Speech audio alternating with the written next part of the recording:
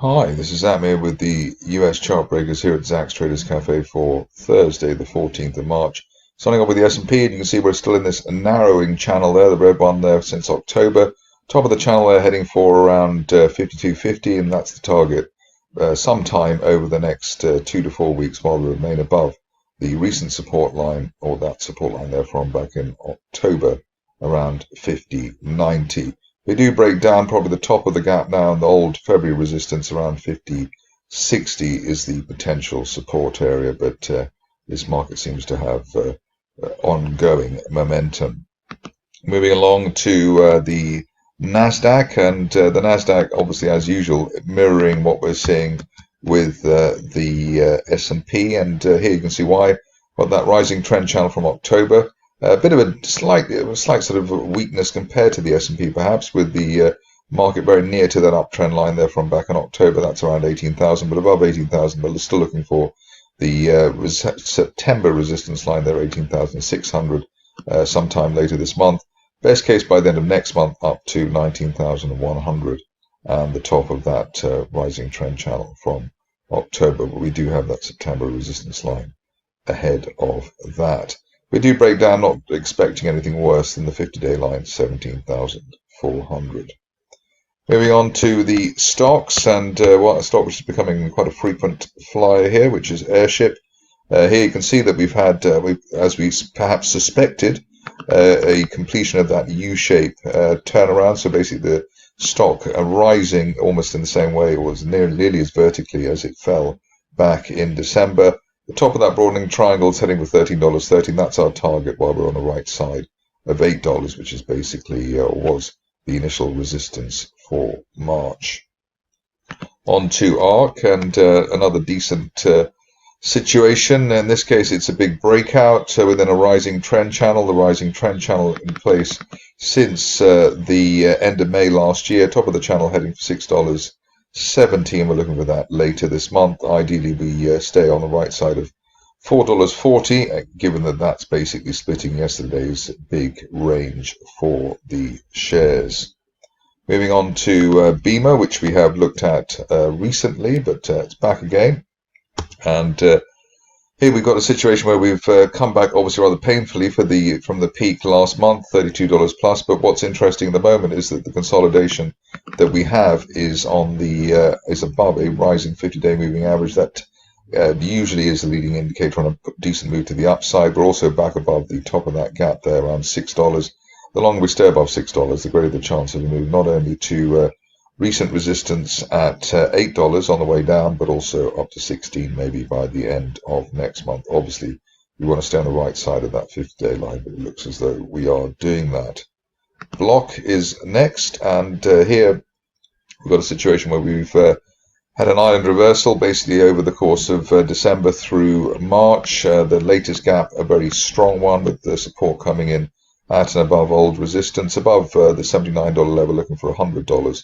Which is the top of that rising trend channel from back in September, hoping for 100 well before the end of next month.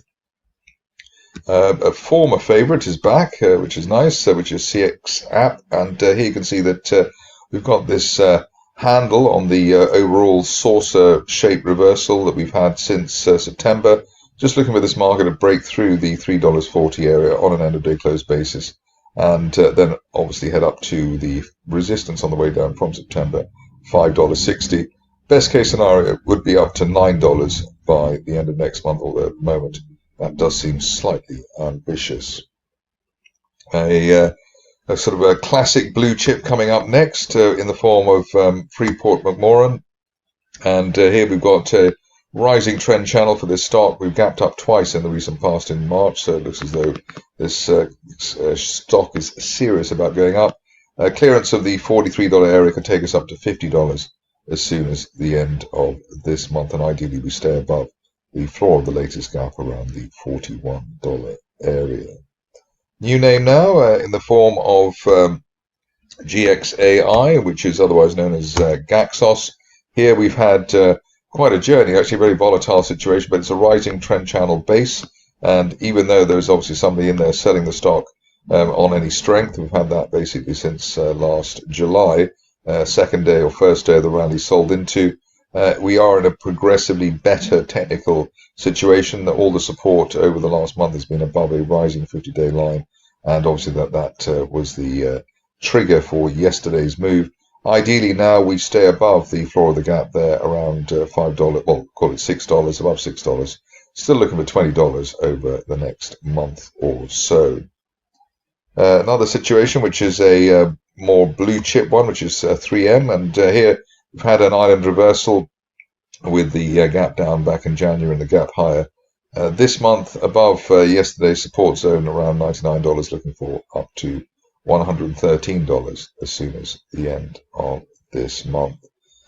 The next stock is one that we've covered a lot in the recent past, micro cloud rather, and here it's interesting that obviously we've pulled back from the dizzy heights twice now, so it's obviously not for widows and orphans, this situation, but if you look closely you can see that we've got a mini rising trend channel there off the base, and a break of the rising 50-day line at $8.70 should be enough to take the shares up to $16 as soon as the end of next month. Ideally, we stay on the right side of $5, which is the recent support. Moving on to one of the hotter stocks around at the moment, which is MicroStrategy, and here you can see why. Massive move to the upside, sort of doing an NVIDIA really in terms of its price action. $1,925 the target here, while we're above the initial March resistance at 1650, so above 1650, going for 1925.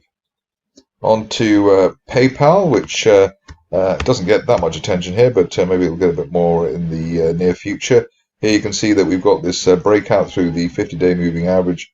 That was around the $60.50 level, and above that we're looking for the top of that rising trend channel from back in September last year. That's heading for $70, and we're looking for that well before the end of next month. We covered SoundHound just a day or two ago, and here you can see that the shares have delivered the goods. Massive V-shaped bull flag breakout, hitting our target there at $8. Above $8, we're looking for a fresh destination, which you will see in a second. That's derived by the upper parallel of the rising trend channel from September last year. The May 2023 resistance line projection heading for $13, and we're looking for that well before the end of next month.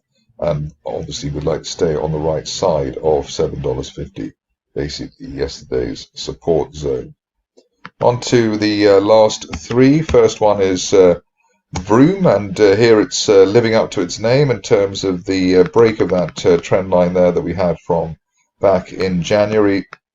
Took a while to kick in, but we have nudged near the 50-day moving average, ideally above recent resistance at $14.50. We're looking for the shares to fill the gap towards $30 plus over the next 2 to 4 weeks. If you're cautious, obviously wait for an end-of-day close above that 50-day line, currently just below $22.